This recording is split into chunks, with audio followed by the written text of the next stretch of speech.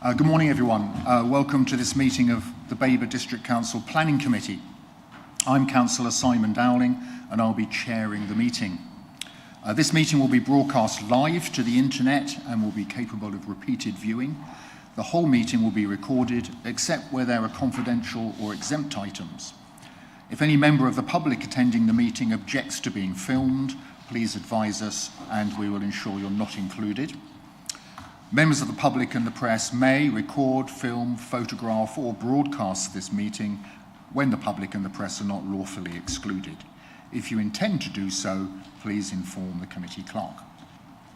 May I please request that mobile phones are on silent or switched off and that your laptop speakers are switched to silent. I'll give you a moment to do that.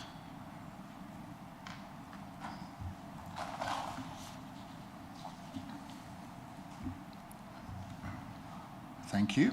If you hear the fire alarm, please leave the building immediately via a fire exit, not through the atrium, and make your way to the assembly point at Ipswich Town Football Ground external pitch.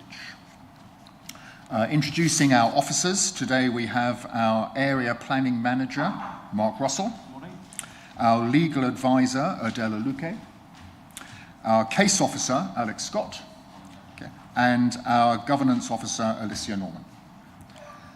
We don't have any ward members in attendance, although Councillor Beer is also a ward member. Moving to the agenda. Item number 1, apologies for absence and substitutions. Do we have any, please?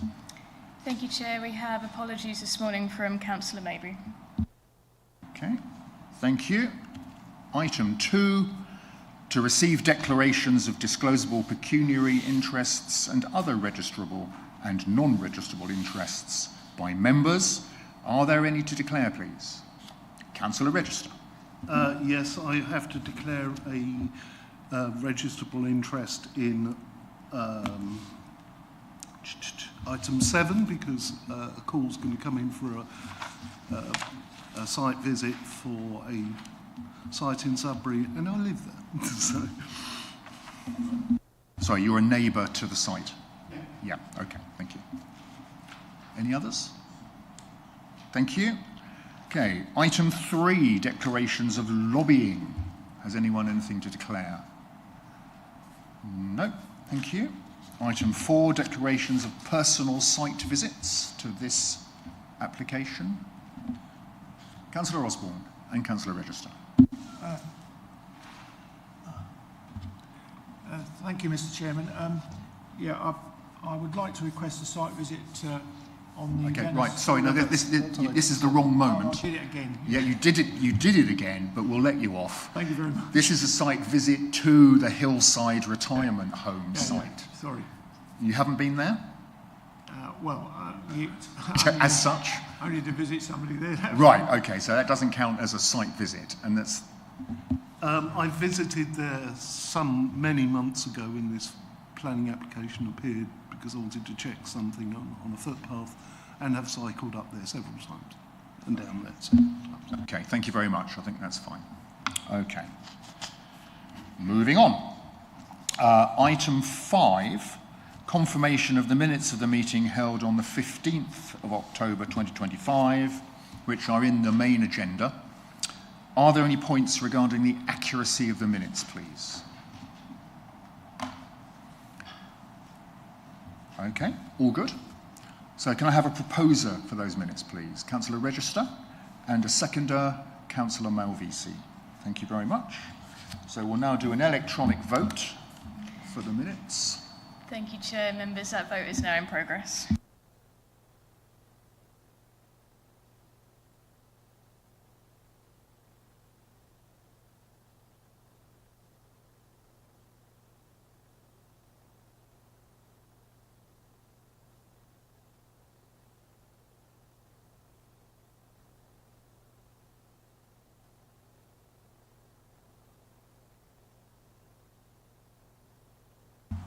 Sorry, Councillor Beer, can I take your vote? Agree. Thank you. Thank you, Chair. So that makes 10 votes for the minutes. So that is carried. Excellent. Thank you very much. So I'll sign those in due course.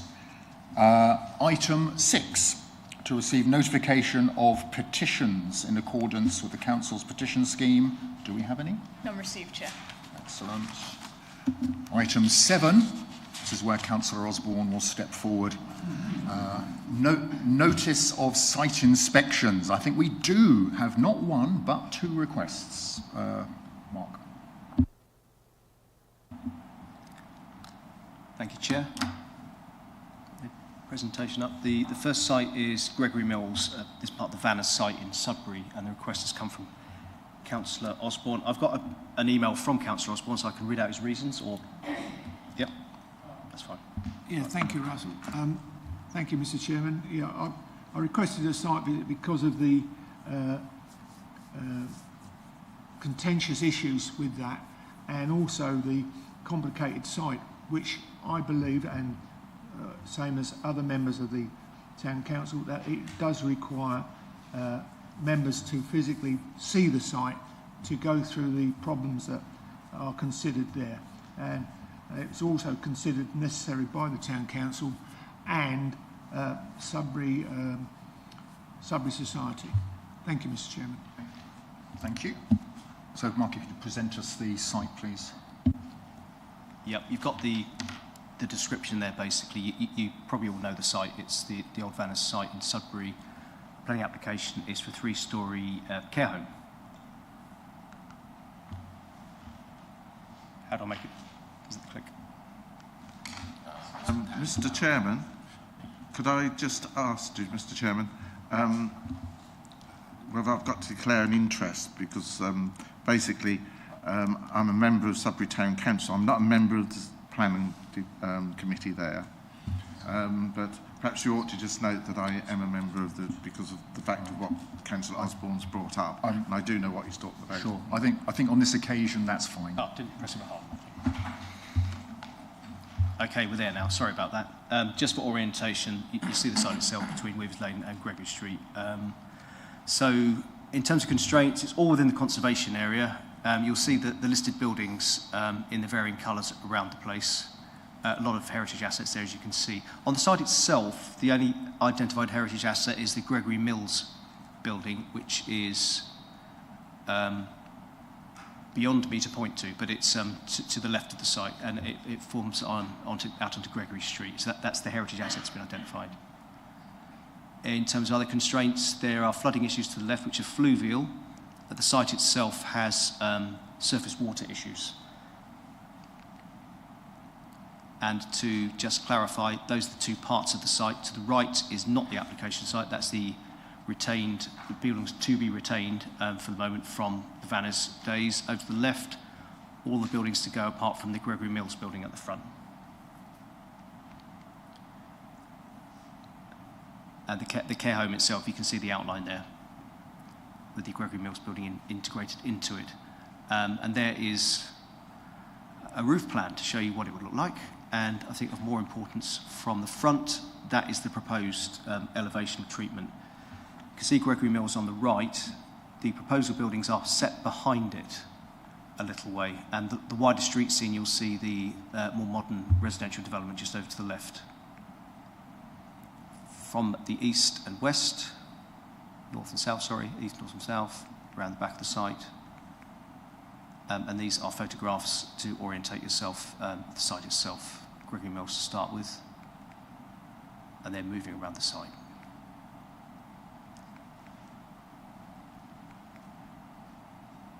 That's it, Chair. That's the request has come from Councillor Osborne that we visit the site to assess it. Okay, thank you very much. The photos are very helpful, I think. So we need to vote as a committee as to whether we make a site visit or not. It's simply yes or no, I think, unless there are any questions anybody wants to raise. Councillor Grandin. Thank you. Am I right in saying that Gainsborough House is near there? And if so, so I have got the right general vicinity. Could you kindly go back on the picture and show us where Gainsborough House is, please?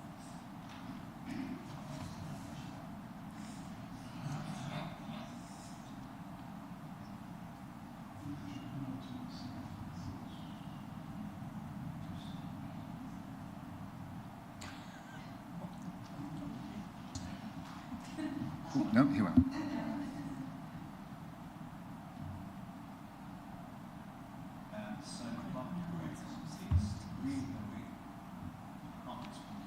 Can you turn your microphone on, please?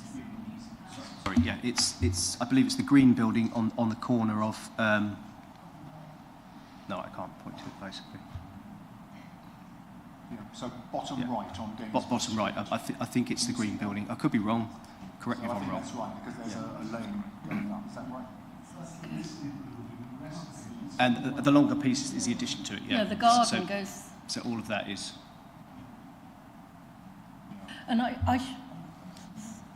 sorry, can I also declare in that case that I'm a friend of Gainsborough House, but I don't know if that's like many people are, so I don't know if that's something to be declared or not. I think we were okay on that one. Yes, thank you. Okay, so are we happy about the location of where Gainsborough's House Museum is? Any other questions, please? No? Okay, in which case, I think we can go to the vote. We will need a proposer and a seconder for. Of course we do. We need a proposer and a seconder. Can we have a proposer for the site visit, please? Councillor Osborne, thank you. And a seconder? Councillor Wyman, thank you.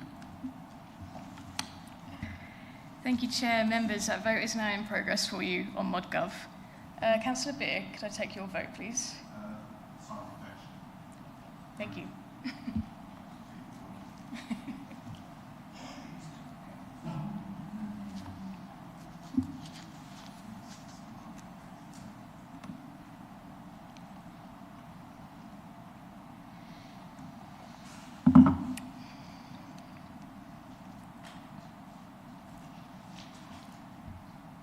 Thank you, Chair. Due to Councillor Register having an interest, he can't participate in the vote for this item, so that makes 9 votes for a site visit. So that is unanimous. Thank you. Okay, thank you very much. Excellent. Day out in Sudbury. Indeed, that's right. Okay,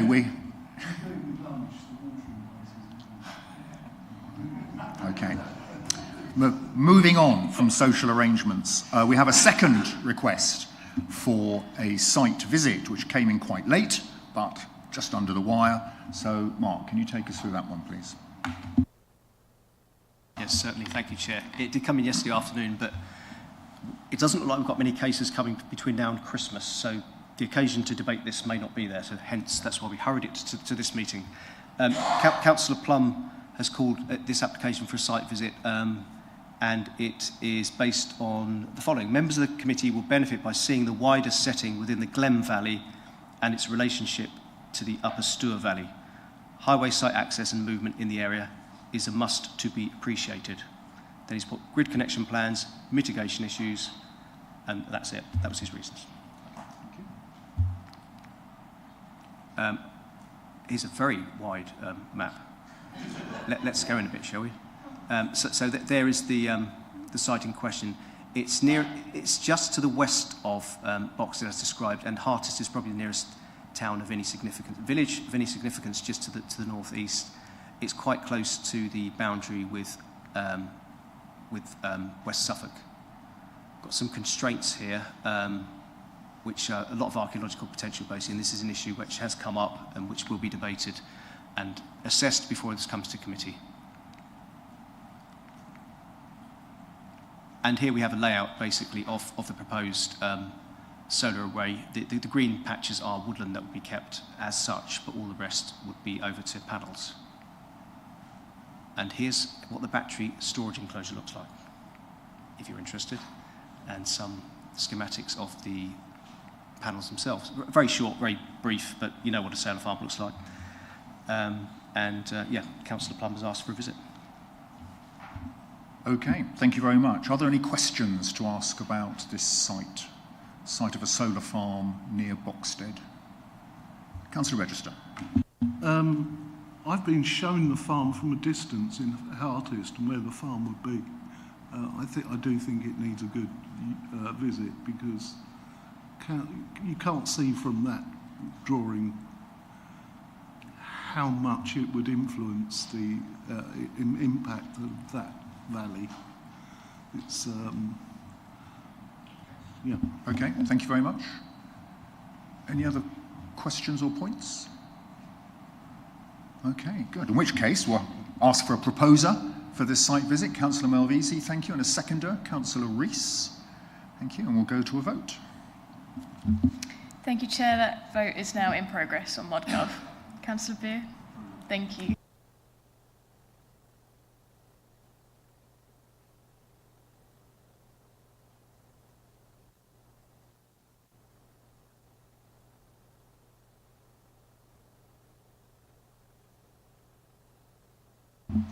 Thank you, Chair. That makes 10 votes for, so that is unanimous.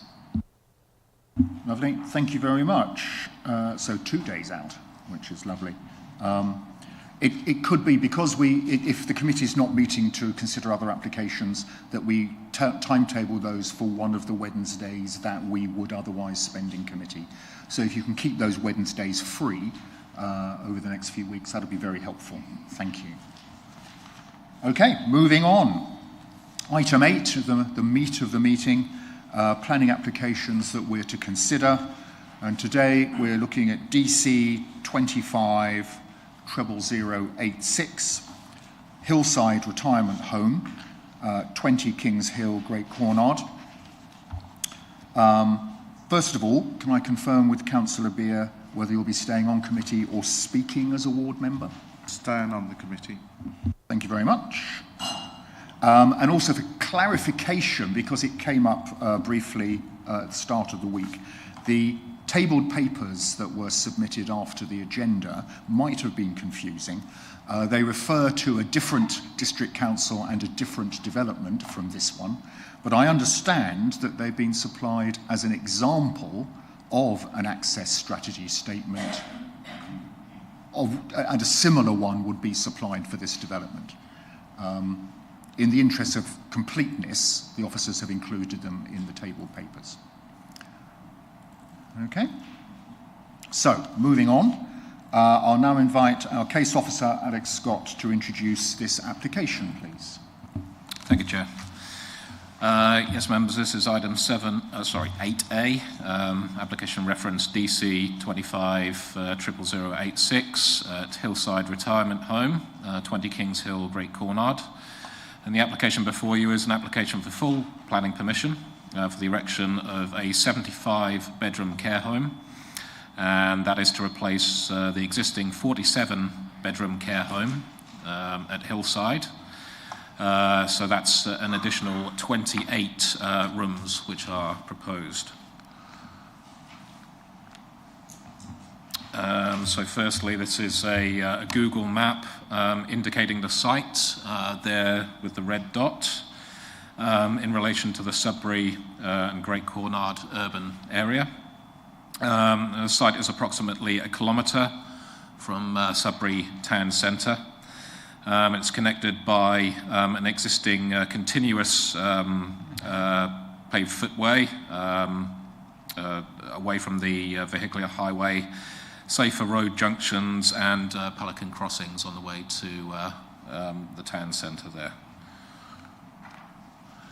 So this is an aerial map of the site, showing the relationship of the site with the existing built-up areas and green spaces. So the Kings Hill Highway runs in this direction towards Sudbury Town Centre. There's a railway line adjacent to the site as well, which runs to the rear. And we have the water meadow again to the southwest, area of open green space. This is the constraints map of the site, showing the main planning constraints affecting it. The site lies completely within the settlement boundary of Great Cornard, wherein the principle of development is acceptable as per our plan policy SP03. And for clarity, this is the settlement boundary, so anything to to the east, to this side, is within it, just for the avoidance of doubt. So the site occupies an elevated location within the landscape, and there is no significant flood risk affecting the site because of this. And the flood risk is really confined to the water meadow to the other side of the railway line that you can see there. Now, what is not shown on the this slide is the site's relationship to designated heritage assets. The nearest listed building, the church, is 217 metres to the southeast, so that would be off the page here. And Sudbury Conservation Area is 720 metres to the northwest. As per the report, your officers do not consider there's a significant impact on the setting or significance of those heritage assets. This is the site location plan provided with the application. Now, the site contains 2 care homes. There's Kings Hill here, which is the subject of the application. And there's also Mellish House to the south as well. And the nearest neighbouring property is here at number 20A, also shown within the red line. And proposed access arrangements would be the same as existing. Point of access here between Kings Hill and 20A, rather one-way system continuing between the care homes. Now past Kings Meadow housing estate, exiting the existing estate junction onto the highway at the end of that.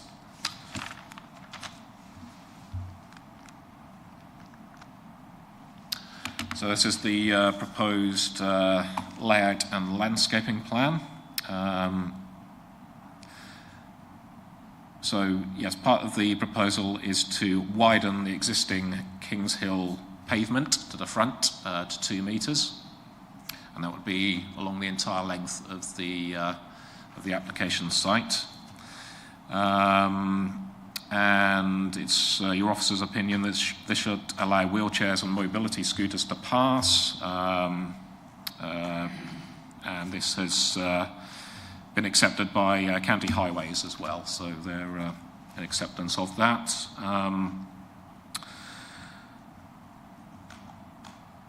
And the proposal also has a dedicated pedestrian access to Kings Hill, where that doesn't exist at present, so we see that as a benefit as well. Now, proposed parking provision, which would have 7 additional car parking spaces in a similar location to the existing. And this would include 2 disabled parking spaces adjacent to the main entrance, 4 electric charging capable parking spaces, as well as 2 what's termed powered 2-wheel charging capable spaces. That's electric bikes, electric motorcycles, as I understand. And there will also be a secure cycle parking area here for 6 cycles as well. So in terms of landscaping, it includes a native evergreen hedge to the highway frontage. That's bounding the proposed extension to the footpath, with a 1.2 metre high hoop-topped fence beyond that, with a sensory walkway and patio areas to the 12 ground floor rooms fronting Kings Hill. There would also be an enclosed external amenity area in this location to the rear. So these slides show the relationship between the existing and proposed elevations for comparison. So the proposed building would have an additional story and would be approximately 4.4 metres higher than the existing building, just for reference there. So So this is the rear elevation. As you can see, because of site levels, it appears an additional story higher. That's existing and proposed, but with the additional story for the proposed. And for completeness, this is the side elevations. Now, these side elevations, fenestration would serve the proposed stairwells, and lifts are proposed to these side elements, as we'll see from the floor plans. And so we move to the proposed floor plans. Again, there are 4 of these. So the entrance foyer would be in this location to the rear. And there are communal areas to all floors. All rooms would be linked by a wide central corridor access with the lifts and stairwells to the side elements, as explained previously. All rooms would be adaptable to wheelchair and be wheelchair accessible. The building is compliant with building regs part M42 as required by our policies. And construction would use low carbon building materials and techniques. The proposal would utilise air source heat pump technology, and the applicant has confirmed willingness to explore the possibility of solar PV panels to the southwest roof slope. Perhaps we can get their confirmation when it's their turn to speak, but that's as I understand. The proposal would include for sustainable water flow rates with regards to clean water and water usage internally. Now, surface water would be taken out of a discharge to sewers and would be disposed of by way of sustainable drainage systems on site.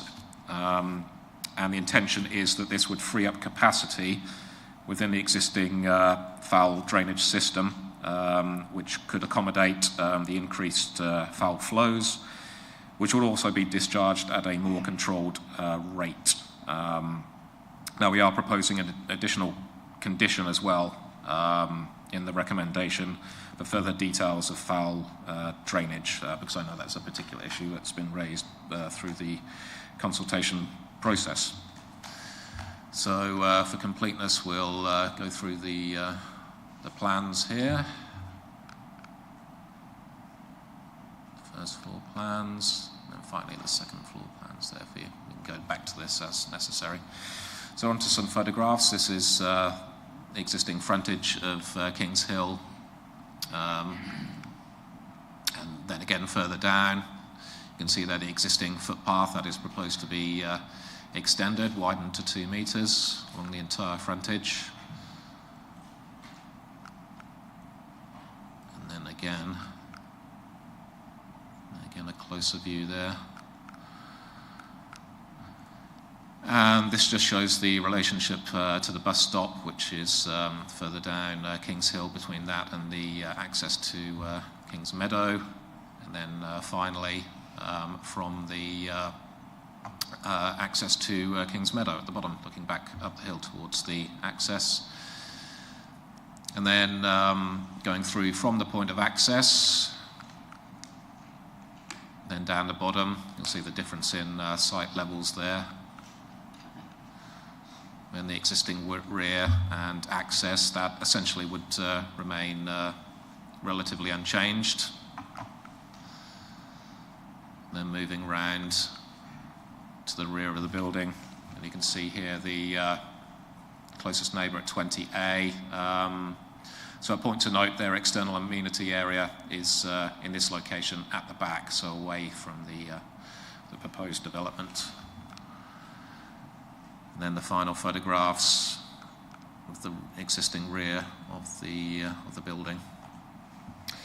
So that concludes the presentation. As per the report recommendation, your officers recommend approval subject to Section 106 to secure a travel plan contribution and subject to the conditions as listed. Thank you, Chair. Thank you very much, Alex. Very clear, and again, photographs are extremely helpful, I think, aren't they? So, members, you have the opportunity to ask any questions of the case officer for clarification or further detail. Are there any questions, please? Councillor Register, then Councillor Beer, then Councillor Rees. The path on Kings Hill to the front of the front of the application, is that just going to remain a footpath, or is it going to become designated or permissive as a shared path? Because there's a shared path from Bellevue to nearly to Kings Hill. It's not quite, and I just want it's what lots of people have asked about. Sorry, when you say shared path, do you mean cycle path? Shared cycle and footpath. As I understand, that's not the proposal. It would just be for a footpath, but usable by mobility scooters, wheelchairs. Yeah. Okay, thank you. Councillor Beer. Thank you, Mr. Chairman. Just a couple of points. I think slide 7 show the sort of frontage of it looking onto the road. Am I correct? With a sort of central bit, which I assume is the new front entrance if you're walking to get in there. If you put up slide 7, you'll see what I'm trying to get at. I just want you to confirm that we're seeing it right.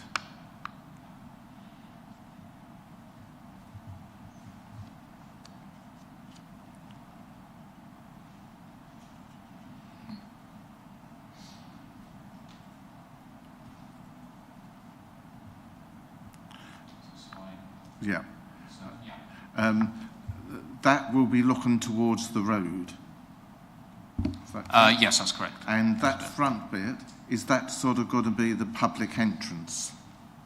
No, that would be to the rear, as is existing. So you would come in. You come in the park. existing driveway, and you go round there to an entrance. That's correct. Yes. So that's not the front entrance for Yes. people to walk in there, right? Thank you. That's that one.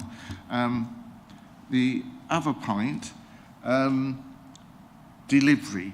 Will the delivery of services and equipment and stuff like this, food I assume, will that be on site, or will it be like at the present where they stop at the top of Kings Hill and cause absolute chaos?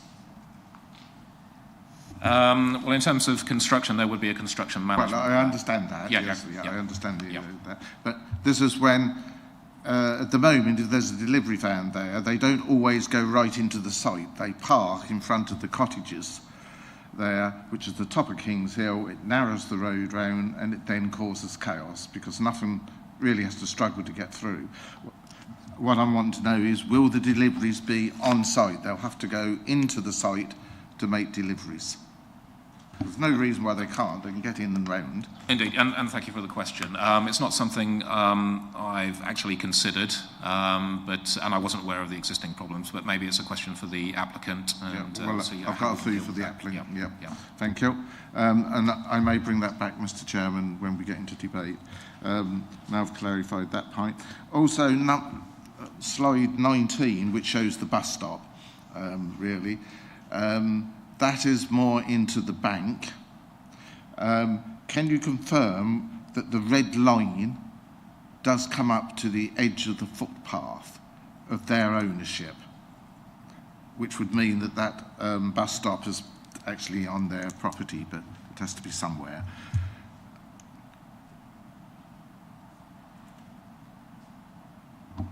So from the red line, it does appear to come up to the edge of the footpath. Quite how far the bus stop is down and whether it comes in front of the red line. Debatable, yeah. That area there that you show on the photographs and the pictures is going to be earth, vegetation and trees. Is that correct? Which will be in their ownership, in front of a new 1.2 fence that they've already erected. So the footpath extension would be along the complete frontage of the site, which is in their control. And yes, the boundary treatment will be Thank you. as you described. Yeah. I think that's everything, because I can bring the rest up when we get into debate. Thank you. You've confirmed some points. Okay, thanks, Councillor Beer. Just turn your mic off. Yeah. Okay, thank you. Councillor Rees is next, then Councillor Grandin. Thank you, Mr. Chairman. I'd just like to clarify the height as far as stories are concerned, because it's saying in the application for 3 stories and a basement, but then you look at the pictures and there are 4 lots of windows. May I have some clarification on how many stories there are and what constitutes a basement or not, please? Thank you.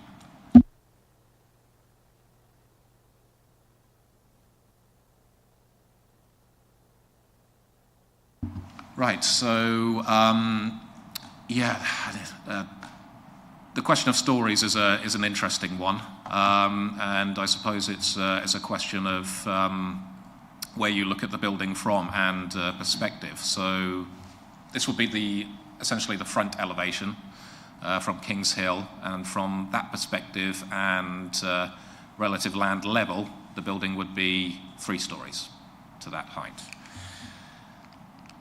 As we go around to the rear, because of the lower site levels, it would appear 4 stories. So relative to that land level, the building would be significantly higher, an additional story. Now, in terms of what constitutes a basement, if we go to the floor plans, so the lowest level is termed lower ground level stroke basement. So although the rear of the building would look out onto what is relatively ground level, the frontage of the building would be underground as a basement, if that makes sense. Thank you. Yes, it does make sense. So essentially, half the building has a basement and half the building has 4 stories. Because you're saying that the top part, should we say the upper part following above the corridor, that will be underground, so that's a basement, and then this side, below the corridor, that's going to essentially be overground with windows. Therefore, it's a building with half of the building is a basement and half of the building is 4 stories. I think that needs to be clarified within our documentation, really. Okay, yes, it's a fair point, but right. yeah, Okay. yeah. Okay, thank you. Yes, I mean, the site is very steeply sloping, I think, so that accounts for that, yes. Okay, thank you. Councillor Grandin. Thank you. Can I ask if you think there's sufficient parking, and whether the parking that it says total of 28, does that include parking for staff as well as visitors? Is that all the parking? And also, do you think 2 disabled spaces is sufficient for this kind of building when, people will be delivered here and are likely or may well need a disabled space and so on? The type of premises that this is are likely to have possibly have quite a lot of disabled people. So are there sufficient disabled bays? Do you think there's sufficient parking spaces, if that is also for staff as well as visitors? What's your opinion? And it seems to me too little, but is there space for more?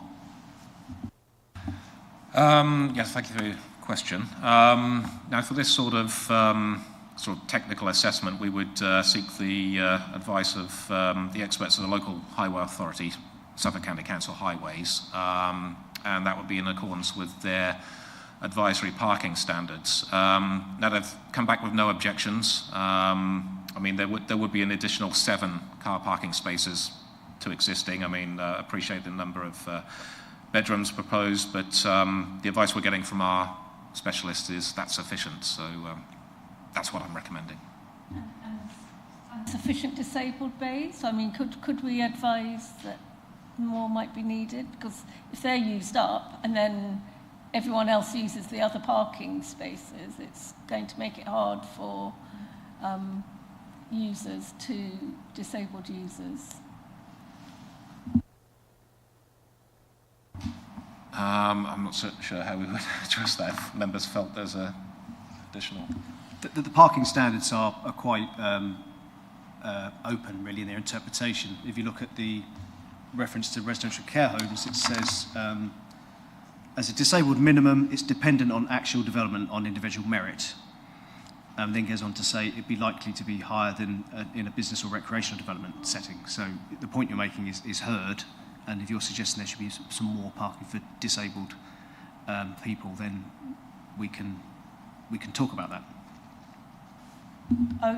I would like to suggest that then, please. Okay, thank you. Councillor Rees again. Thank you, Mr. Chairman. I'm sorry, I'm not sure whether to whom I should be addressing this particular question, but I'm prepared to have guidance. In the report, under the heading of residential amenity, paragraph 9.3 says that whilst the proposed building would bring upper floor windows closer to existing neighbouring properties to the north of the site, these windows would serve stairwells and corridors only. It is considered reasonable to require these windows to be obscurely glazed by way of condition in the interests of residential amenity. I'd just like to see exactly which windows are in question here, because as far as windows are concerned, windows aren't just important for light, they're important for vision, for people's eyesight to be resting on different distances. And that's important for brain health. And given that these are people this is going to be for people whose worlds are already becoming, yeah, the corridors. I said corridors. Yeah, those corridors. Which windows will be affected by this obscured glazing is what I want to find out, please. How many of those? Thank you.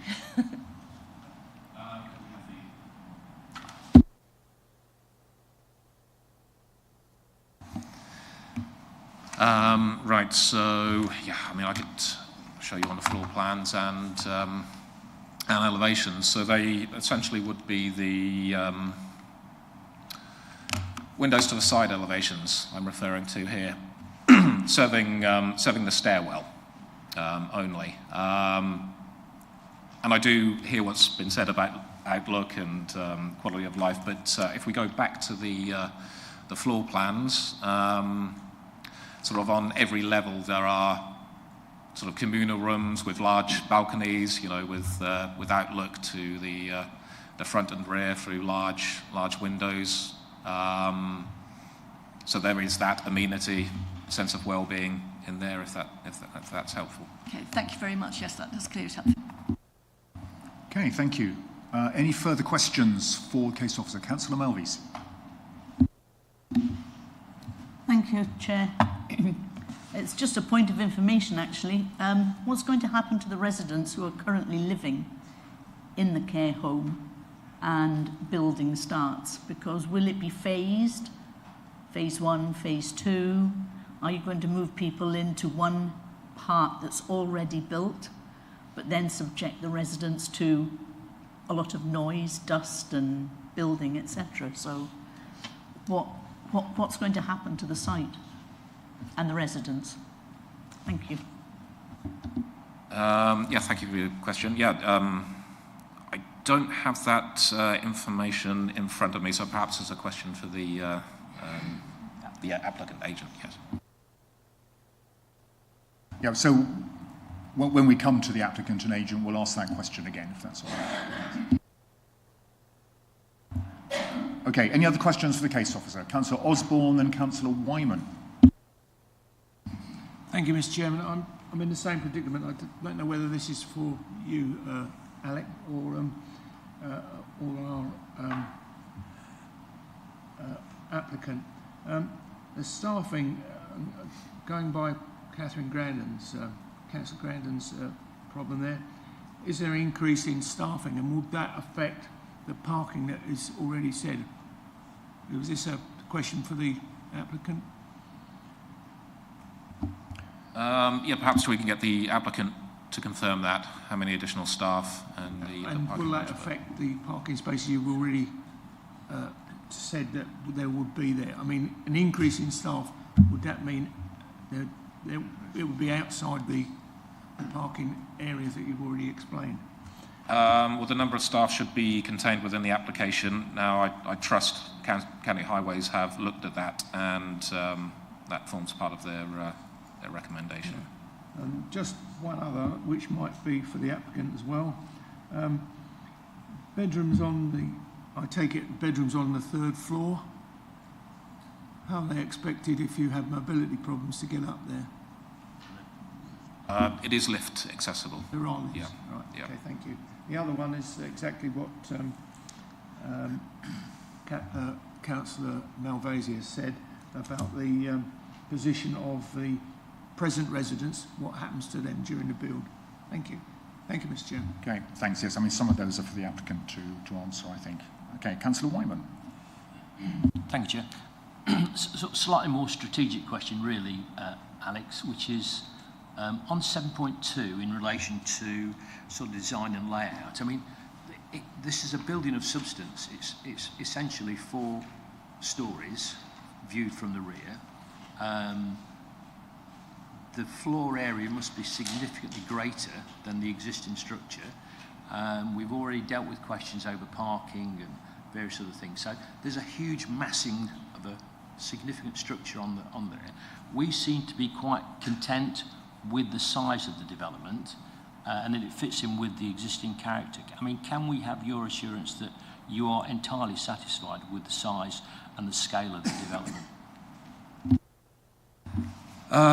Well, yes. Yeah, you know, having assessed it, yeah, it is my professional opinion that it does fit in with that existing built form character. Now, the impact from the landscape, particularly the water meadow to the western side, has been raised. I think when one views it from there, there is a lot of tree growth, a lot of screening to that side. But yeah, in my opinion, the streetscape, it is compatible with that, and yeah, it is responsive to that existing character, I would say. Yeah. Just a quick follow-up question, really, and I suppose to some extent we're in the hands of the applicant.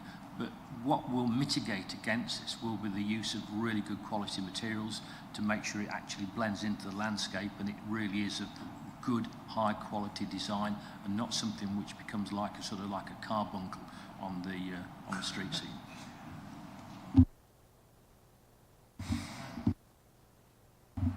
Okay, thank you very much. Councillor Davis. Thank you. Normally you see a contribution for healthcare in a lot of planning applications. Now, a care home has a lot of elderly people who presumably need to see the doctor more regularly than us. What contribution was made, or is there none required for this kind of application? Thank you for the question. Yes, it is below the threshold of NHS contribution, so we wouldn't be seeking that by way of Section 106. Okay, thank you. Any further questions for the case officer? Good. Okay, thank you. So we move to public speakers. We don't have anyone from the parish council. We don't have an objector or a supporter. We do have the agent, John Bell. If you'd like to speak, you have 3 minutes, and I've got a timer. And then if you're willing to take questions afterwards. Yeah? Okay, thank you. I'll just press the button. Yeah. Morning, Chair, members of the committee and officers. My name is John Bell, speaking on behalf of Caring Homes in support of the application for a new 75-bed care home. This proposal replaces the existing 47-bed home with a modern purpose-built facility that meets today's care and accessibility standards. It will provide high-quality accommodation for older residents, including those living with dementia, enabling people to receive care close to family and friends within Sudbury. Meeting local growing need, demand for care places in Sudbury and across Babergh continues to rise. The current building is outdated and no longer fit for purpose. The new home will offer larger, fully accessible rooms and modern facilities that promote dignity, comfort and well-being, all within a high-quality, professionally managed environment. The scheme has been carefully designed to respect Sudbury's character following an 18-month collaborative process with planning officers from the initial pre-op stage through to the current full application. This partnership has resulted in a proposal that is sensitive to its surroundings while delivering a significant enhancement in the quality and capacity of local care provision. The new building will be energy efficient using modern construction methods, low carbon technologies and sustainable drainage. The landscape grounds will include new planting, accessible gardens and biodiversity improvements. The development represents a long-term investment in the community, supporting around 100 permanent jobs across care, nursing, catering and support roles, many for local people. We have listened carefully to local feedback to address key concerns. Pedestrian safety, we're looking to Kings Hill footpath to be widened to 2 metres. Parking and access, on-site parking meets demand and new pedestrian entrance improves accessibility. Building height was discussed extensively during the pre-application process. Following officer advice, we have set the building further back from Kings Hill to create additional landscape space while raising the front elevation to gain internal floor area. This design decision reduced the building's overall depth and minimised the impact on the neighbouring properties along Kings Meadow. Although the proposal is 2.5 storeys, is marginally taller than the former home, it remains in keeping with the surrounding buildings and existing trees, supplemented by new planting and selective use of obscure glazing will preserve neighbours' privacy. The existing care home discharges surface water unrestricted into a foul combined system at the moment. The new scheme will discharge surface water at a restricted rate, substantially reducing total flows, while foul flows will increase only marginally. Anglian Water has confirmed that both the foul and surface water networks have sufficient capacity. In conclusion, this is a responsible, well-designed and policy-compliant proposal that secures the future of an essential community service. It provides the capacity and quality Sudbury needs for an ageing population in a sustainable, local, beneficial way. I respectfully ask members to approve this application and help deliver a modern, high-quality care home for Greater Cornard and the wider Sudbury community. Okay, thank you very much. Excellent timing, by the way. Thank you. So I noted some questions from members which are probably Absolutely, best directed to you. Should I just run through them? Is that Absolutely, right? that's For efficiency. So the first one was about the land bordering the existing footpath on Kings Hill, which you own and which you're going to expand the footpath onto. So yes, we currently own up to the back of the footpath. Where the footpath is not 2 metres wide, we'll be using our own land to extend that to 2 metres. That's a promise. I think that was one of the biggest concerns from local residents was the safety of Kings Hill. So that's pretty much, it is our intention to widen out, because not only is it useful to the residents in the community, we also think it's really useful for our staff and visitors to the home. Okay, thank you very much. Second question I noted was about where current residents of the existing care home will be accommodated. It's a question we get asked all the time, and it's a valid question. So this development, once planners, just to give you some timescales behind this, is going to sort of take 6 months to a year to process the application and tender, build, and start before we even start the build. During that year process, Cairn Homes is a recognised operator. They're local to the area, they're based in Colchester, so not far away, and they will be working tirelessly with families and members, and the residents, to make sure that their move to another home or another space is successfully achieved. That won't be done all in one block move. It will be a process of discussions and obviously taken into consideration of the needs of the residents. I think one of the other questions asked was, a lot of these residents will be bedbound.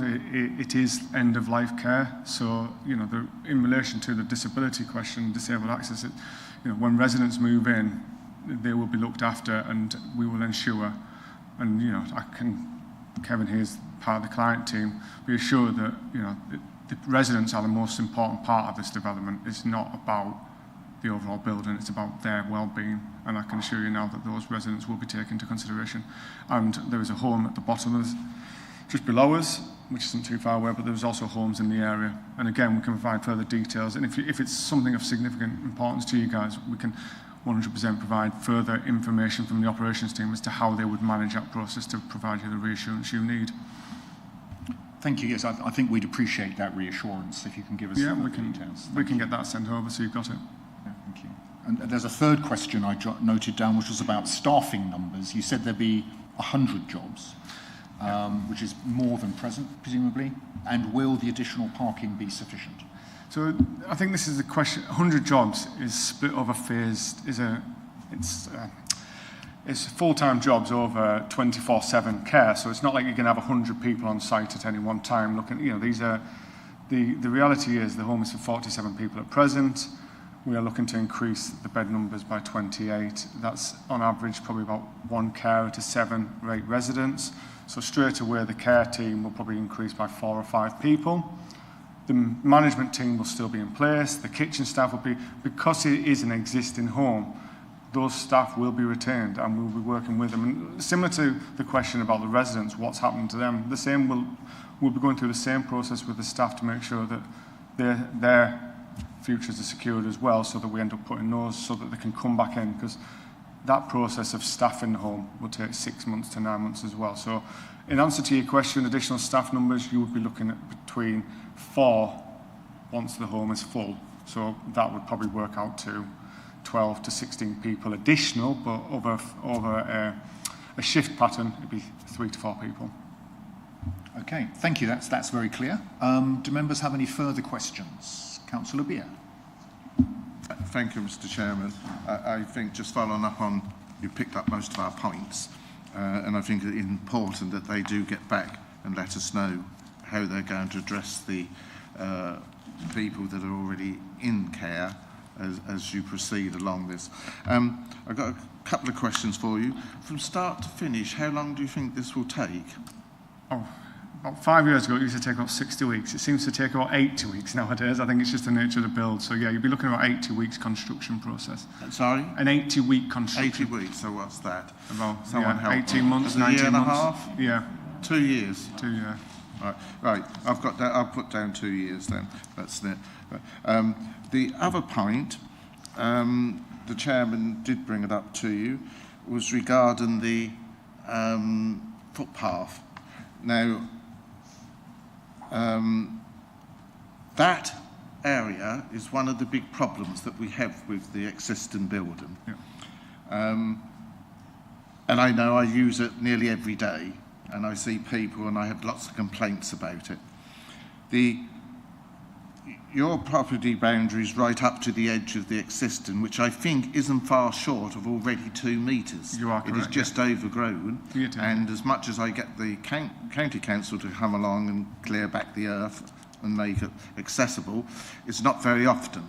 They're not willing to do it. I'm sorry to interrupt. Is there a question, Yes, or are you no making a to statement? No, there's no. Can you come to your question, please? Yes, I just want to outline that because some people may not be aware. He's saying they're going to make it to 2 metres. In some places, it's already 2 metres. Would you consider putting in a metre-high brick wall, the length of that front, at the edge of the footpath, then backfilling it with earth or whatever, and tidying up, because all you've got at the moment is hedge rubbish. There's a couple of good trees there, which obviously have to be maintained. There's some that could be removed. It would enhance the outlook, because you've got a nice frontage that we saw on that page, slide 7, which you won't really see, which, all right, is quite acceptable to be like that. Councillor Beer, I think we've got your question. Will they build a brick wall? Will they build a brick wall, which would solve a lot of the problems? You could have cycle lanes and all sorts there. We understand. There's lots of mobility scooters that you go up and down there. Yeah, we know. Thank you. In answer to your question, I think it's something to discuss in more detail. Obviously, the reason I say that is a brick wall is quite a harsh facade of that elevation. And the reason I say brick wall is because if you look at the picture, and I don't know if Alex could get it up, I think it'd be very interesting for members to see it, because I actually think the existing wall there is quite a nice wall. And quite from a heritage point of view, I think that wall is probably a better wall. So what I'd probably be more inclined to say is, we've got no issues with the wall. I'm just saying from an aesthetic point of view, I think There's no wall at the bottom as you go up the hill. So I need to understand where maybe is where you're looking. I'm thinking of our boundary wall at the moment. Yeah, that wall there. Sorry, I can't see your name, Councillor. So, but yeah, I think if you look at the streets... Can we bring up the presentation again, please? So that Alex I just think it's useful to see the wall, that's all, because it is quite an old wall, and I think it's one of those walls. I've got no issues with adding a wall. I'm just full highlighting. length. Yeah. Okay, I don't think we've got any concerns with that, but Kevin's the guy here and we're saying we've got no issues with that. I think it'd be something to possibly discuss. So there's the wall there. The only other potential problem with adding a wall in all that, and again, we've got no issues with it, and we'll say yes if you would like us to, but the problem you've got is that brings into lots of other complications, trees, landscape, biodiversity. And I'm only highlighting that because I think that's quite a valid point. We'd happily install a wall. I'm just saying that it's not as black and white as...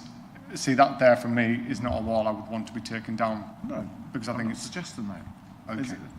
Thank you. So we got an answer. Thank you. I think it's for further discussion with the officers.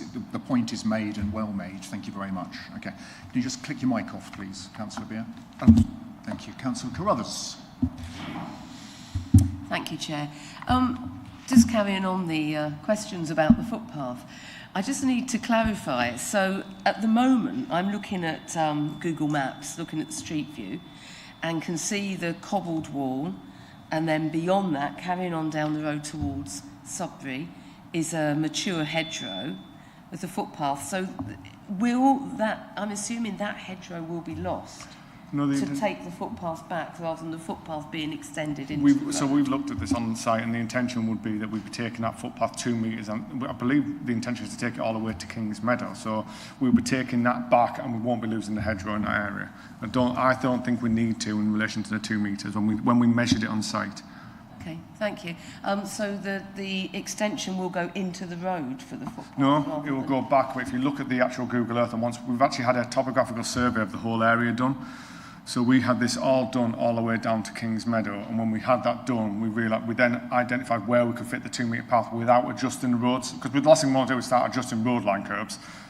We want to go inboard, and that is the intention. And I think the only clarification around that was making sure that once we get beyond our boundary, we're still in highways land. Because obviously we can't do it in somebody else's land, but we can do it in highways land. And that was, I believe, when we liaised with Alex, it was agreed that 2 metres could be established all the way along.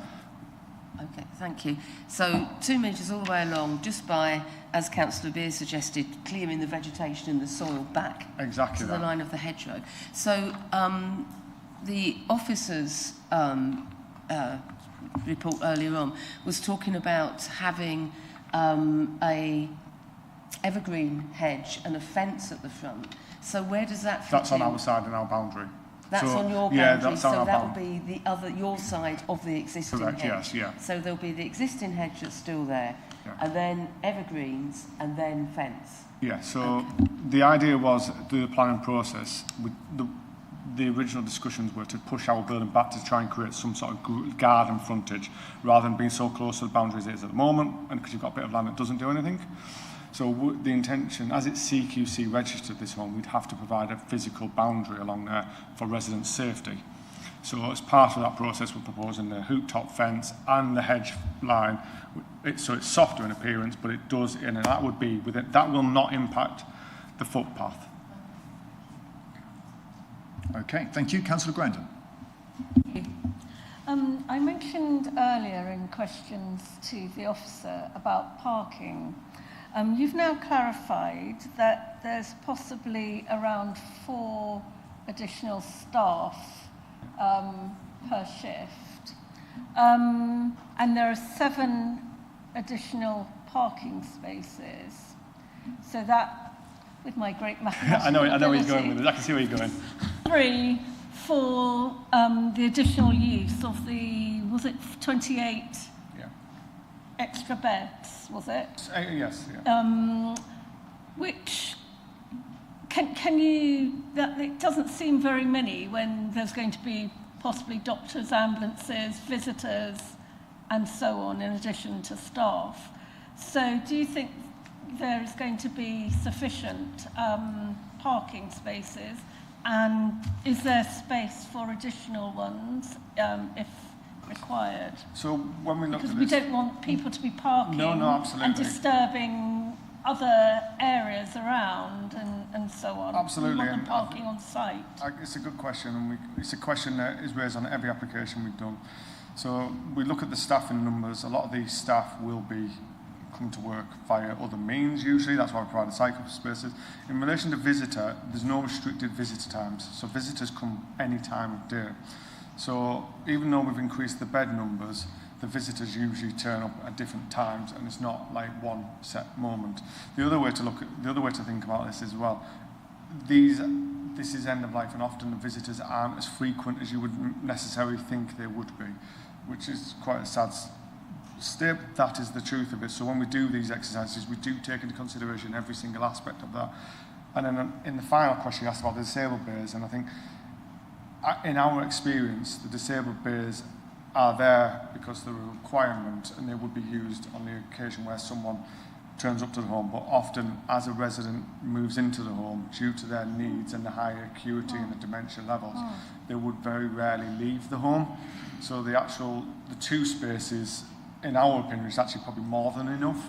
If anything, you probably I'd be suggesting to go down to one, but we put it to two because of the requirement from the local authority. So in answer to your question, yeah, we are confident that there's sufficient parking on this site, that you will not end up with anyone parking in and around the streets, which I know is a grave concern for most people. Would there be space for additional parking?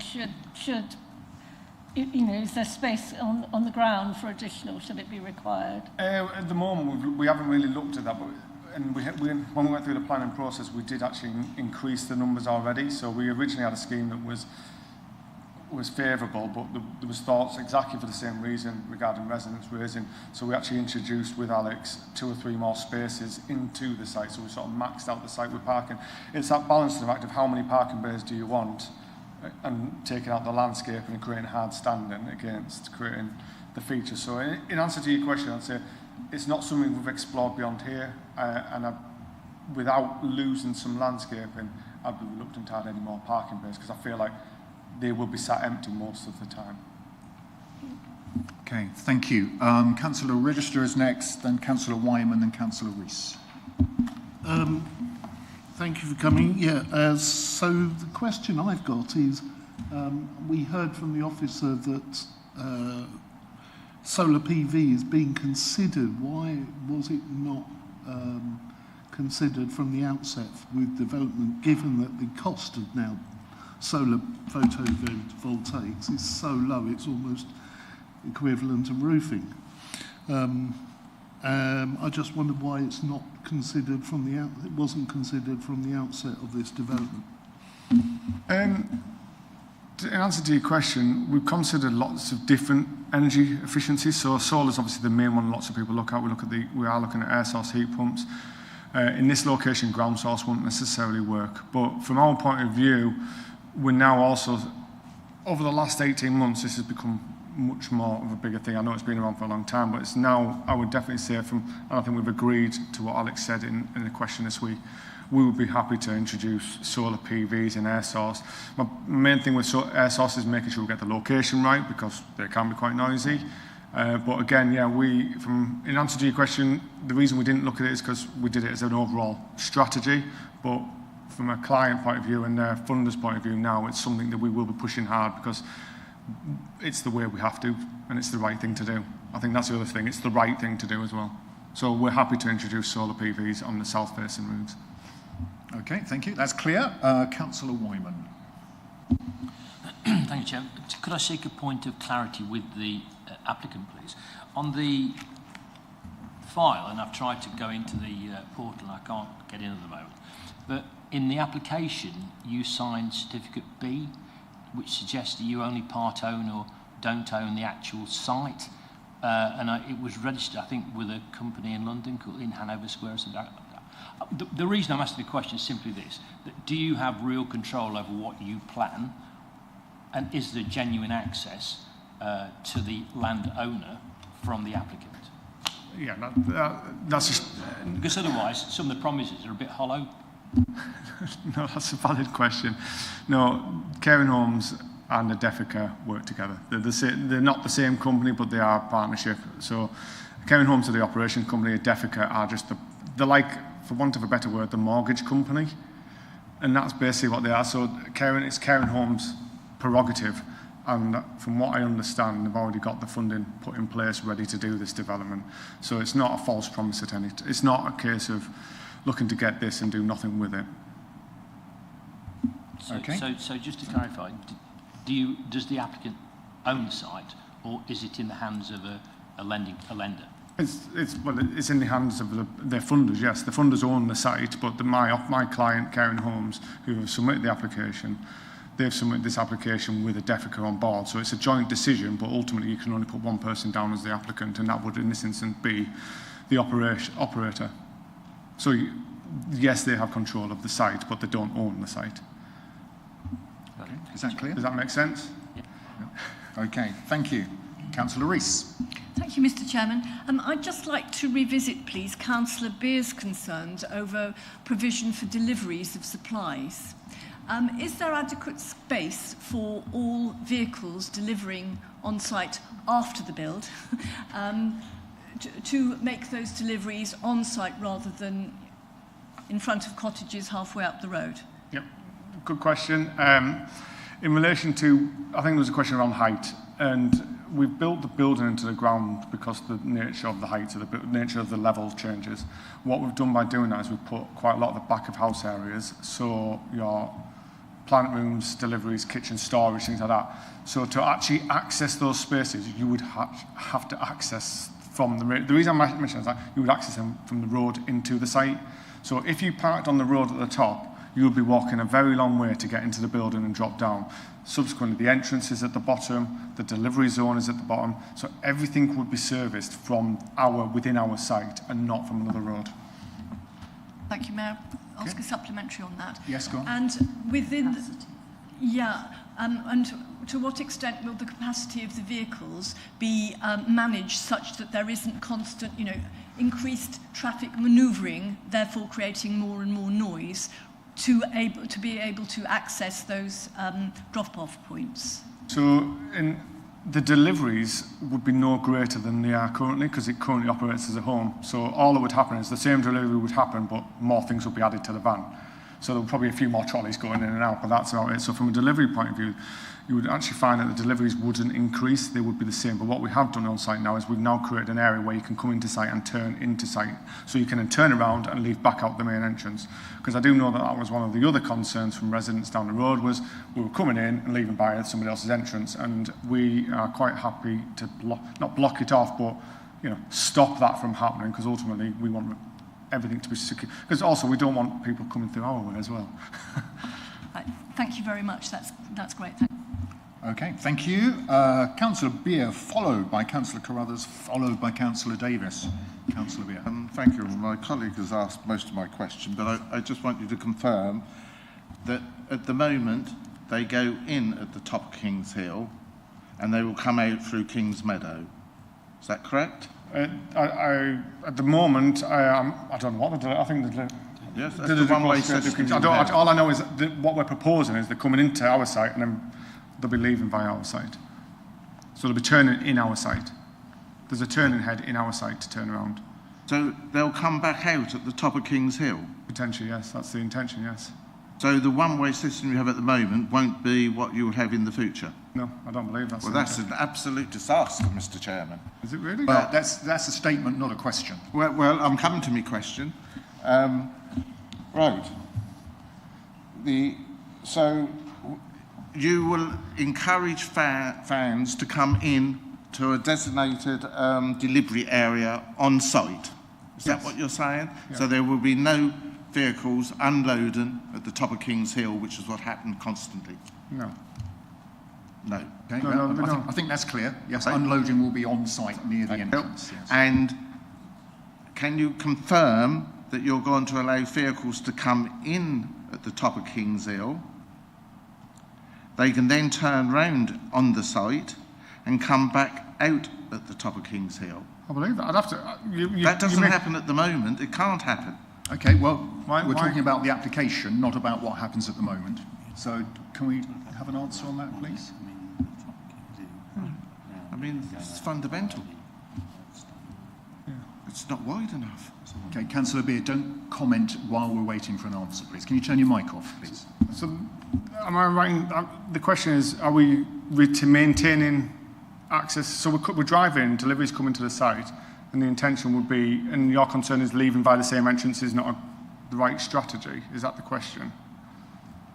I understand that to be Councillor Beard's concern. At the moment, they drive in, if they go in, but they usually park at the top, and they can go through the site and come out at King's Meadow. Now, if you don't know this, members, we should have a site inspection. No, we do know it. It was clear well, on... It, that isn't what the... Yeah, okay, Councillor Beard, please don't argue with me, okay? I'm stating facts. Councillor Beard, please don't argue with me.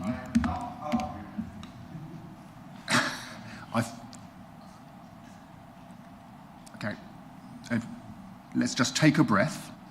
Okay, I understand that this is a concern to you. You've made your point. We're getting an answer, and you don't need to keep hammering away at the point. Okay? Now, in the case officer's presentation, he did mention the current one-way system, so that is clear. We understand that. Your question is, will that system continue once the new development is completed? The answer we've got is I will check it while we answer the questions, because I'm sort of getting confused myself at the moment. So I will have a look at the transport statement as well to see what the strategy is. Your concern, but I now understand your concern is you don't feel like we can turn around and come out the same entrance because of the concern with visibility splurs. Is that possibly the concern? Mr. Chairman, could we have a 5-minute comfort break, because I need to go to the loo, and they can find that answer, because it is important. That is very important. Okay, yeah, so we'll take 5 minutes. Please remember not to discuss this application when we're not in session. Thank you very much. So back in 5 minutes, please.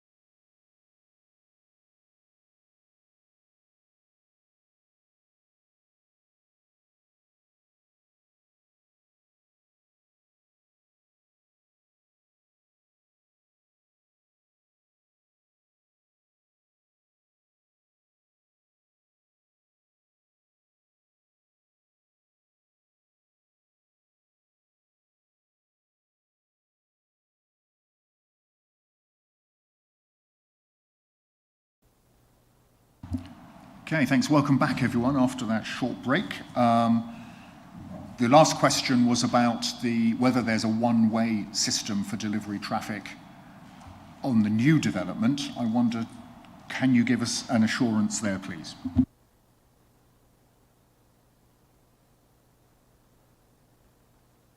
There we go. Yes, my sincere apologies. We created a turning head on site, but that would be for the delivery area, and we are maintaining a one-way system through the build site. Okay, thank you. Nice and clear. Okay, any further questions for the applicant, please? Councillor Carruthers, then Councillor Davis. Thank you, Chair. You said that there were going to be biodiversity improvements. Can you tell me what they are? And will they include Swift bricks in the building, please? Thank you. So there are a number of biodiversity. So the majority of this is we're trying to achieve through planting. So where we're taking things off, we are introducing planting back on. We are introducing various items. What I'll do is, obviously, again, I don't know them off the top of my head. So rather than just guessing, whilst we answer another question, I'll make sure we look those up and I'll come back to you with an answer. Is that okay? I just don't want to guess, but I know we're doing quite a lot of enhancements on the site plans. Thank you. That's fine. I know that in the ecological appraisal, it recommended bat bricks, Swift bricks, and house sparrow bricks, which I've never heard of house sparrow bricks, but sounds good for nesting. Thank you. Thank you, Councillor Davis. Thank you. Two questions. It's back to the healthcare piece. Can you just confirm how many residents you've got at the moment and how many you will be having? At the moment, there's 40. The home is capable of 47, and it's going up to 75. Okay. Do you have a contract with a local surgery to provide healthcare? So is this to do with the GPs? Because this is a question that often gets raised as well. I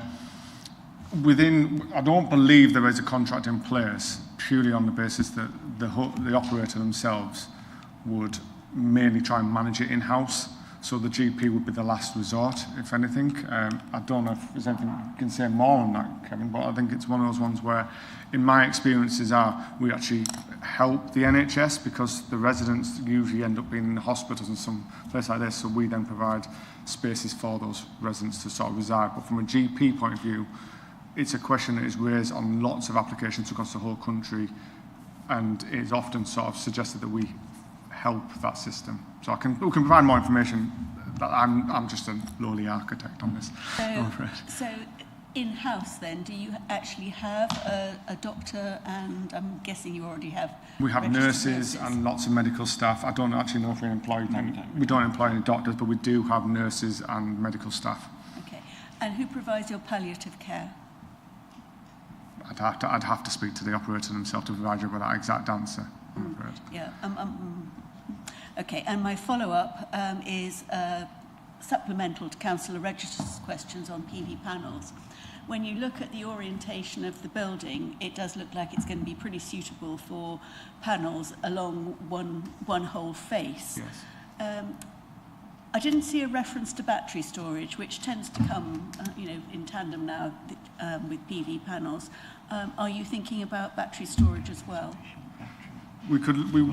We will look at these elements. I think it's one of those. I think that's why the condition's quite important. To sort of, we will be pushing the boundaries now, and I think we have to push the boundaries with the world we live in.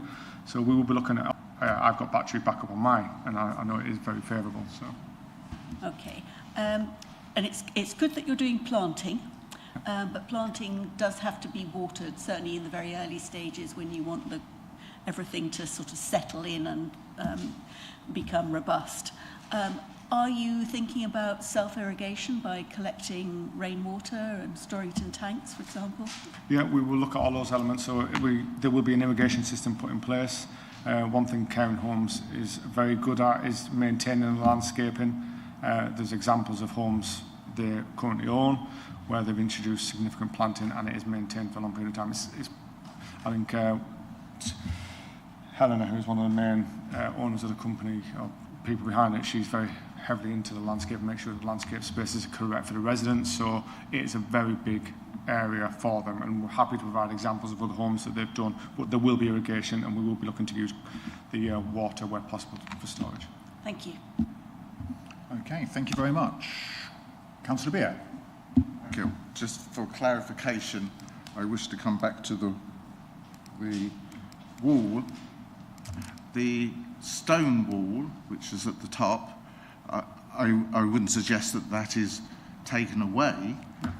It's narrow there, so I don't think you get your 2 metres. It's the narrowest point as you come up. But it could be pushed back.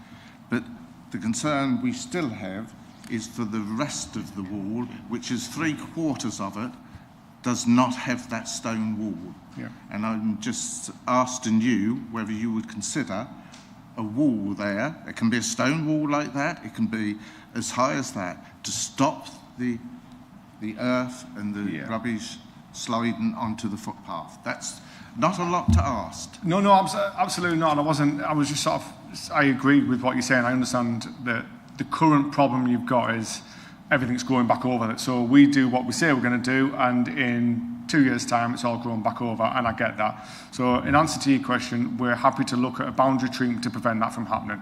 And I think we just probably need to agree the best boundary treatment. That's probably the way to look at it, is the best boundary treatment that makes sure that that doesn't happen in the future. And that, we've got no issues with that.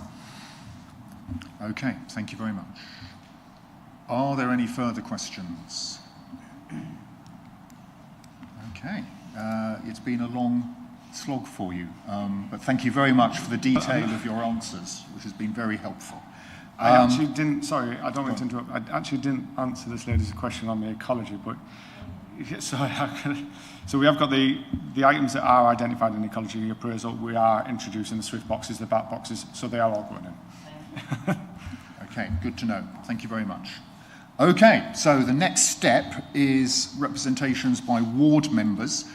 We have a written representation from Councillor Newman, who's one of the Cornard councillors, which Alicia is going to read out for us. Thank you, Chair. So as the Chair says, this is a statement from Councillor Mark Newman, who is one of the ward members for Great Cornard. His statement reads, concerning the nursing home on Kings Hill, although the parish council have objected, I don't see any objection from my side of things, as we're all going to need a nursing home at some stage, and it's nice to have one in Great Cornard, especially if it's a new one. Regarding the boundary between the nursing home and the public footpath, this has never been maintained or looked after by whoever owns it. I would be happier if they were going to install a hard boundary rather than an overgrown hedge and made the path wider, as it is a very dangerous path and a lot of mobility scooters use it and people have to step into the road to get out of their way. Also, I hope that they consult with the neighbours and do not cause them too much disruption. Another suggestion would be that they have access and a delivery area which is off the main road. The main road also causes disruption and can be dangerous for vehicles trying to see round the large delivery lorry. Kind regards, Councillor Newman. Thank you, Chair. Thank you very much. So we'll take that into consideration too. Right, so the next stage is debate. I can't really think there's much more to say, but we'll find out. As ward member, Councillor Beer, you can open the debate if you wish, but you don't have to. Would you like to open the debate? Yes, thank you, Mr. Chairman. I think the whole idea of improving this nursing home is good. It's needed, and it does need these improvements.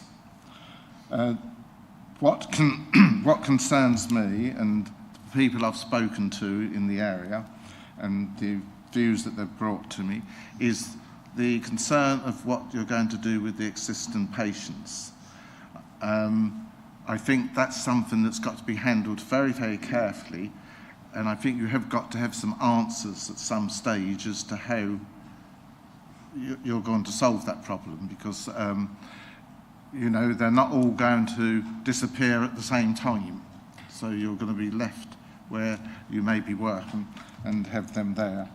The second point you've answered about the deliveries and the traffic going through and coming out of Kings Meadow. That's as it is at the moment. Hopefully, Mr. Chairman, that the applicant will encourage their drivers not to park on the main road. I know they can't physically stop them, but that is all a dangerous area. Those of you who know Kings Hill and Great Cornard know that every day there is chaos along there. We have to allow cars to park because the cottagers have got nowhere else to park at all with their vehicles. It does help slow traffic down. That's the only good thing that it does do. But it is a dark spot as well because of all the overgrown vegetation on both sides, which I know the other side is not in your control. I think it can be smartened up from the front by having the existing trees that are worth kept. You've already put up a 1.2 wooden fence on the inside, so you don't see from there all the rubbish that we all see as we walk up and down King's Hill. So it is important that that is addressed because that is one of the big problems. It would be wide enough to have a cycle path, but mobility scooters do go down there at the moment, and as Councillor Newman says, the amount of times that people step off the road there to avoid them. But you're obviously going to improve that by making sure of the 2 metre width. If you do all the things you're saying, then I'm quite happy to propose the officer's recommendation, Mr. Chairman, but I won't stifle the debate. Thank you. Okay, so that is a proposal to accept the officer's recommendation to grant permission. Is there a seconder at this stage? Councillor Grandon, thank you very much. Okay. We will continue with debate so people can speak, but that's the proposal we'll vote on. Could we revisit the possible conditions that have come up in debate, Chair? Can we have some debate first? Yes. Yeah, and then from which other conditions may emerge, and then we can clarify what the conditions are. Right, Councillor Register is next. Sorry, then Councillor Rees. I have to agree completely with Councillor Beer. I know this area well, especially about the wall. Having a hard border along that footpath, the number of times I've been asked by people to try and do something with King's Hill footpath, and this is the only opportunity we're going to get, probably, because it's building the path out into the road narrows an already narrow road, which is extremely well. It's one of two ways from the town into Cornard. So it has to be, having a 2 metre wide footpath is a great improvement and more. But that 2 metres needs to be retained, which is why you need a wall. And I think that is the biggest community benefit of this whole development, really.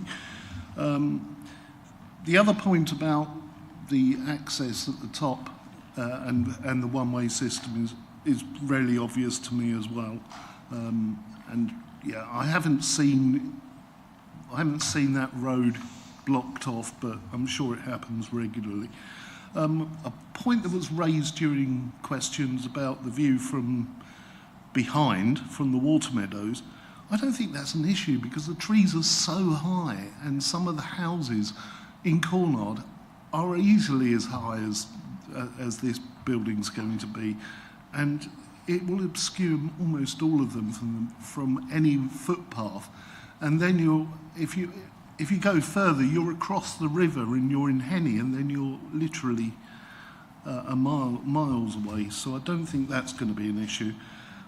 And the final point is that I've known lots of people who worked at Mellish House and Hillside. Oddly, none of them drove to work. I mean, we're talking nearly a dozen people, none of them drove to work. They all used the bus, cycled or walked to work. And I really think that the idea that there could be insufficient parking for staff is probably overblown. And I think we should just not consider that an issue. I'm happy to second the proposal. I'm wondering if we do need a condition on the wall, though. Okay, I think it has already been seconded, so I'm afraid you've missed the boat there. But I think the whole business of wall or not to wall will be a condition. Yes, thank you. Okay, Councillor Rees is next. Thank you, Mr. Chairman. I'm very pleased to see that so many of the issues raised by objectors have been addressed so thoroughly. But I would say that my 2 hobby horses I have thus far not mentioned, that one of them being lighting and the other being the considerate construction scheme, considerate constructor scheme. I look forward to discussing those during the time for conditions.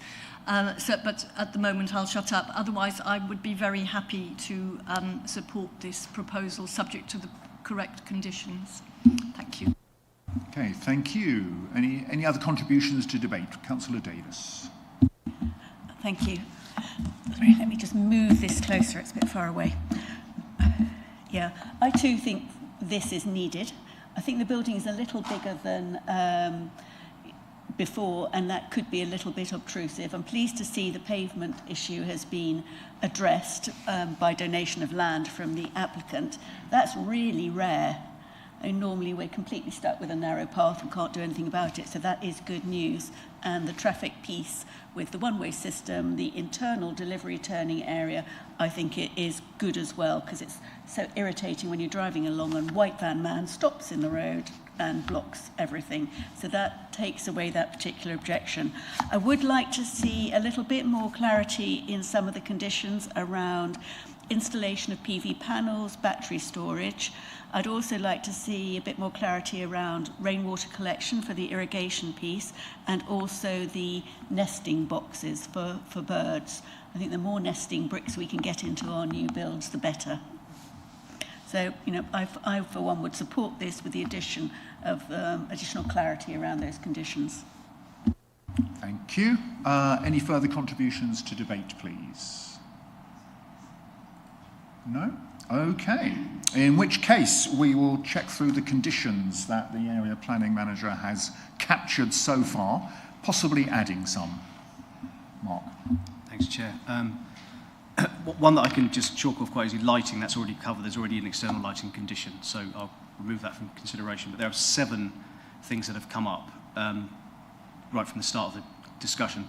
The first one was a discussion about more parking for disabled. I got the impression the applicant probably answered that point in his description of the sort of people who stay there. So I would suggest that probably isn't needed unless members disagree with that. The next one was details of what will happen to people during the build. I think you want some reassurance. I think the best way of doing that is just to have that as a condition, basically, so that the applicant, prior to commencement demolition, will advise us of what their plan is, and then, you know, at that point, that's that one done. Boundary treatment, or you've been saying wall a lot. Can I just clarify whether it's definitely wall, or whether a log roll, sort of wooden thing, would be okay to hold the rubbish back, or you want a wall? Okay, so I'll put wall instead of just boundary treatment for that one. Something solid, yeah.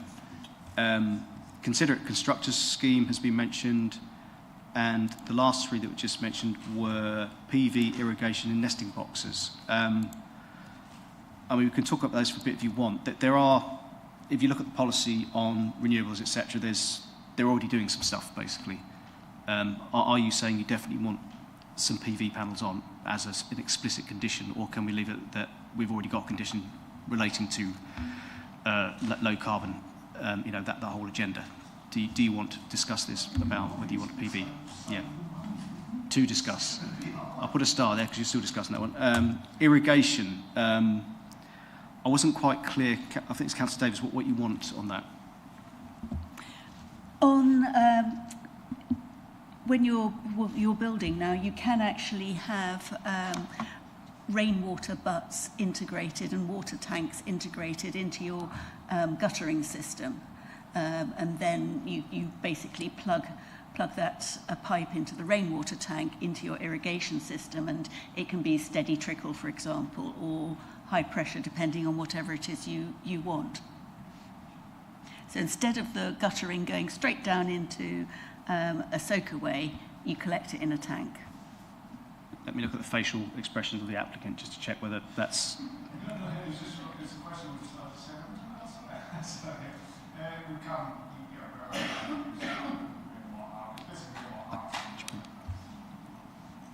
Sorry, yeah, we're looking at a rainwater harvesting system is what you're saying. So yeah, we can look at...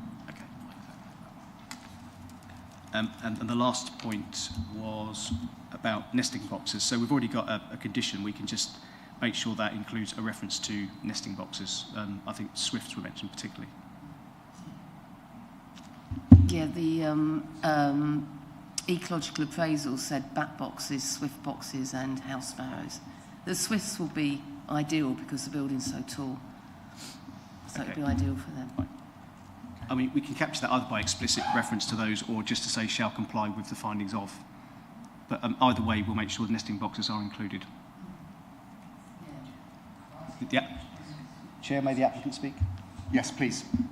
I only want to ask a question just because you're going to add a condition about how we deal with residents, and I'm unsure how you as a council will assess that, because it could be a bit of an open-ended condition that we can never discharge, if that makes sense. So I think it'd be useful just to understand exactly how, because from our client's point of view, the residents that currently reside in Hillside is vitally important, and how we deal with them is just as important. And I can provide that reassurance, but I'm also just a bit nervous that we get a condition on there and we sat there and saying, we'll provide you all this information, how would you discharge it? Is that a fair question? Sorry. Yeah, no, it is a fair question, I think. Mark, can you come back on that? It's a very fair question. I think from what members have said, they want some comfort. So if you were to provide us some correspondence saying these residents will be here whilst we're doing it, then they'll go back afterwards. You know, just spell it out boldly what's going on, plainly and boldly. That will suffice. Yeah. So I think I've got 6 conditions now. It's just the PV one. Didn't know what members what do you want to do about that condition? Whether you want a PV reference or whether it's just sustainable construction is enough. Do we want a specific PV reference? Councillor Grandon. I think I would prefer to leave that to the applicant, really, as to whether they do that or not. You know, it may be in their interests to do it, but I wouldn't like to say they have to do it. You know, they would know if it's in their own interest to do it or not. Okay, any contrary views to that? Councillor Rees? I'd like to concur with Councillor Grandon and Councillor Beer that we should leave that to the applicant, because they've clearly expressed an interest in so doing, and that we ought to leave it to them to decide. Yeah. Okay, thanks. Not a contrary view as such, but yes, thank you very much. Councillor Davis. Predictably, I'd like a firm commitment. As indeed would Councillor Carruthers, no doubt. Okay, so the committee is split, I think it would be fair to say, on whether we require solar panels or not. Mark, what do you think? I think that there is no condition, or there's no policy that says we have to have this, but obviously LP 23 lists things that we like, and it says minimise dependence on fossil fuels, reduce CO2, water efficiency, climate change adaptation, minimise energy demand, energy efficiency. And that second last one, it says brackets including solar gain. So it's definitely in there in the list of it's in the shopping list. So it's really up to members about whether they want to include it or not. I don't know how you do it in this situation. Just show some hands to see who's going where with it. I don't know how you do it. To be honest, my impression is, as the law currently stands, we're not allowed to require solar panels, and that's why LP23 is worded the way it is. Legislation may change, but the point we're at the moment, we can't demand that. But there's I think we would say, a strong feeling in committee that we'd really rather like solar panels. Does that help? What I'd also say is building control nowadays, we can't just do the old-fashioned of build a building with some cavity walls and an oil heating system. It doesn't work like that anymore. The regulations are quite strict now, so whatever we do, we will have to meet certain standards. So there will be energy efficiencies of a significant level on this building because that is required by building control. So just to answer your question, you've got solar panels, you've got air source. We're not just going to get away with putting a boiler in this building and just hope for the best. It just doesn't work like that. Just to give you a bit of reassurance. Okay, thank you very much. Councillor Rees mentioned considerate constructor scheme. Have you got that in? So at the minute, I've got this down to, I think that last point sounded like an informative. The council would rather like to see some solar panels, if you don't mind.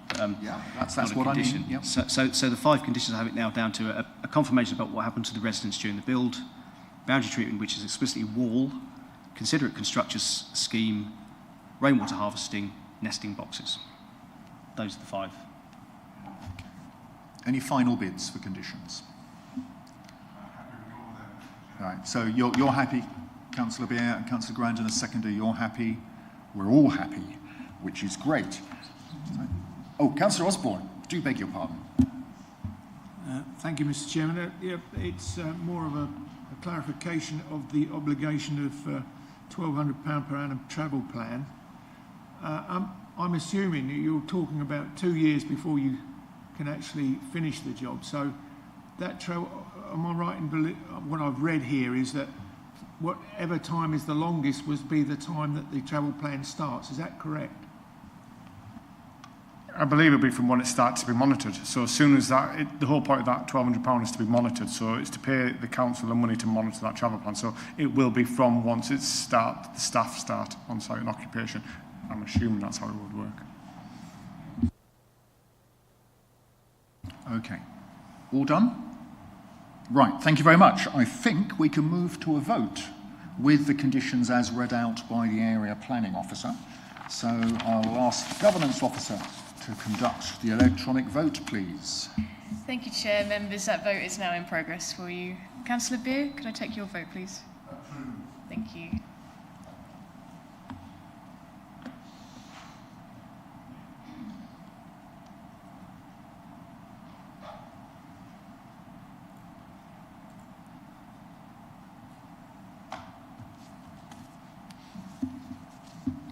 Thank you, Chair. That makes 10 votes for the recommendation. So that is carried. Okay, thank you very much. So that concludes our business today. The next meeting of the Planning Committee is scheduled for Wednesday, the 12th of November, 2025. At the moment, we don't have an application scheduled, but it could be a site visit. So can you please keep the 12th of November free? And I'll now close the meeting at 11:49. Thank you, everyone.